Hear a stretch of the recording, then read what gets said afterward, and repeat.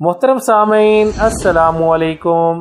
خبردار 30 سال کی عمر کے بعد یہ 5 کھانے بالکل چھوڑ دیں۔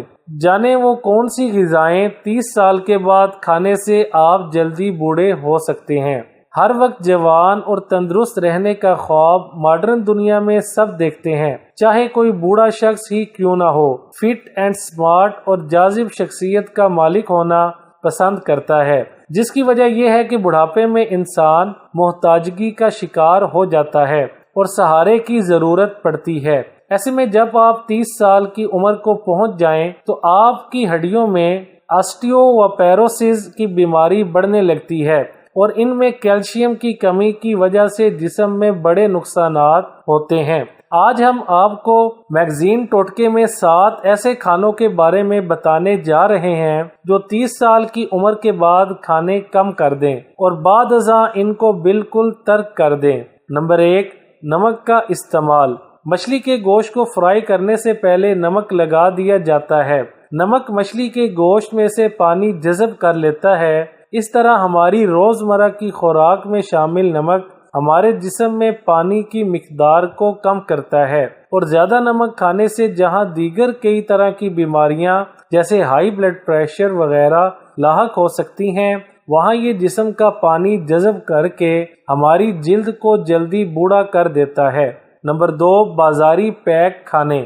بازاری پکے ہوئے پیک کھانے ہرگز 30 سال کی عمر کے بعد کھانے بالکل چھوڑ دیں۔ اس سے آپ کا دل کمزور پڑنے لگتا ہے اور جلد ہی ہارٹ اٹیک کی بیماری سے جان لیوا خطرات ہو جاتے ہیں۔ Number 3، dairy product. ایسے ڈیری پروڈکٹس جو پروسیسڈ ملک سے بنے ہوں وہ لیکٹک انزائمل افیکٹا یورکسی مرکبات رکھتے ہیں۔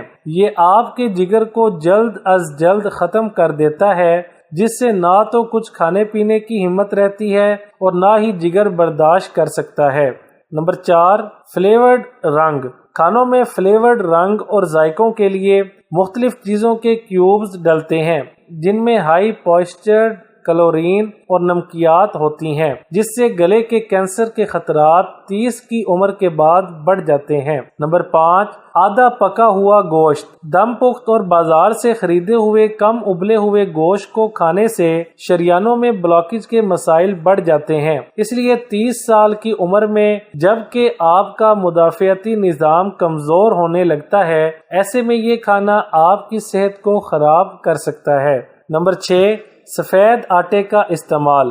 سفید آٹے میں فوٹو کیمیکل فائبرز پائے جاتے ہیں جن کو عام طور پر استعمال کرنے سے کوئی نقصان نہیں ہوتا، مگر جب کہ آپ کی بون ڈینسٹی یا ہڈیوں کی کثافت کمزور ہونے لگتی ہے، اس وقت یہ آٹا معدے کی دیواروں میں چپکنے لگتا ہے، اس لیے اس کو استعمال کرنے سے ڈاکٹر منع کرتے ہیں۔ Number 7، soda.